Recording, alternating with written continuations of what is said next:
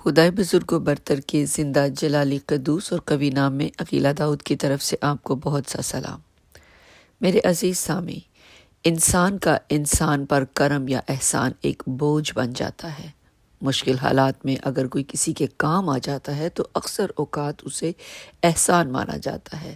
بلا شبہ ایسا ہی ہے۔ خدا کے حقیقی بندے احسان کر کے جتاتے نہیں، اور احسان فراموش بھی ہرگز نہیں ہوتے۔ اپنی تکلیفوں، پریشانیوں اور مشکلات میں خدا کے حضور چلے جائیے، اس کے سامنے رکھ دیں اپنا سارا معاملہ، اس کا کیا گیا فضل، اس کا احسان و کرم، اس کی اپنے بندوں پر کی گئی فیور کا کوئی نعم البدل نہیں۔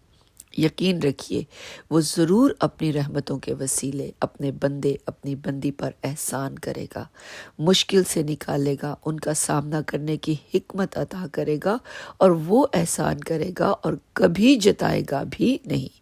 یہ اس کا فضل، اس کا رحم کیسے ہو جاتا ہے انسان کی سمجھ سے بالکل باہر ہے۔ آپ کو یاد ہے حضرت یوسف کا واقعہ؟ بھائیوں نے کنویں میں پھینک دیا، وہاں اسماعیلیوں کے ہاتھوں بیچ دیے گئے اور مصر میں لائے گئے، وہاں سے پوتیفار نے خریدا۔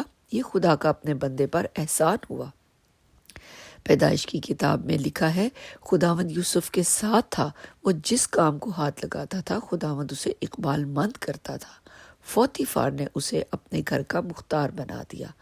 پوتیفار کی بیوی نے پھنسانے کی کوشش کی اور جیل کی سلاخوں کے پیچھے 13 سال ایک ناکردہ گناہ کی سزا کاٹی۔ اپنا رویہ جیل کے لوگوں کے ساتھ بحال رکھا، مہربان رکھا، اور خوابوں کی تعبیر بتانے کی بدولت مصر میں اعلیٰ منصب پر گھر ایک فائز کر دیے گئے۔ خدا کا پھر احسان ہوا۔ کس طرح سے مشکل ترین معاملات میں سے خدا نے اپنے بندے کو اپنے کرم کے وسیلہ نکالا۔ خدا اپنے بندے کے ساتھ رہا، مختلف لوگوں کے ذریعہ اپنے کرم کی نظر کرتا رہا اپنے بندہ کے اوپر۔ زبور نویس زبور 5 اس کی 12ویں آیت میں فرماتا ہے، خداوند تو صادق کو برکت بخشے گا، تو اسے اپنے کرم سے سپر کی طرح ڈھانک لے گا۔ آمین۔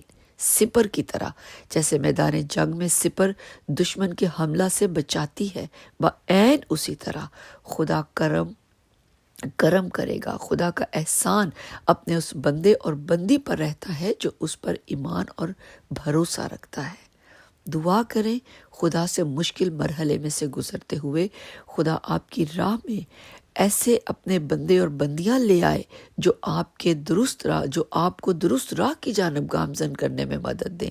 خدا نیک لوگوں کو وسیلہ بنائے اور اپنے کرم کے وسیلہ دشواریوں سے مقابلہ کرنے کی ہمت دے، طاقت دے، ان میں سے نکالے۔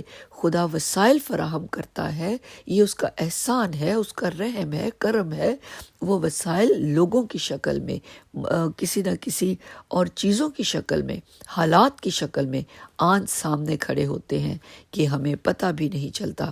حضرت دانیال جنہیں بھوکے شیروں کی مان میں ڈال دیا گیا، خدا نے اپنے بندے پر اپنا احسان کیا، اپنا کرم کیا اور وہاں سے زندہ نکال لیا۔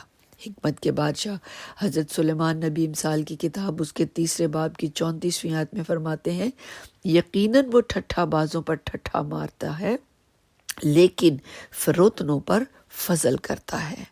خدا بھی میرے عزیز سامی دوسروں کی حد تک کرنے والے کو نہیں بخشتا، لیکن جو مہربان ہے، جو انکسار ہے، جو دل کا فروتن ہے، خدا اس پر اپنے کرم کی نظر کرتا ہے، اپنا فضل کرتا ہے، کٹن حالات میں اس کے ساتھ رہتا ہے۔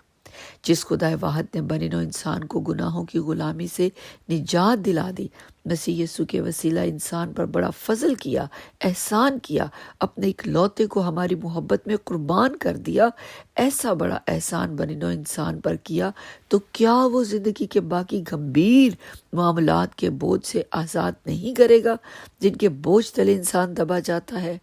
وہ لا تبدیل خداوت ہے، اس کا فضل ہر دم موجود ہے، ہر اس فرد کے لیے جو اس کے سامنے جھکتا ہے، جو اس سے مدد مانگتا ہے اور اپنے دشوار معاملات پر کرم کی نظر کرنے کی التجا کرتا ہے۔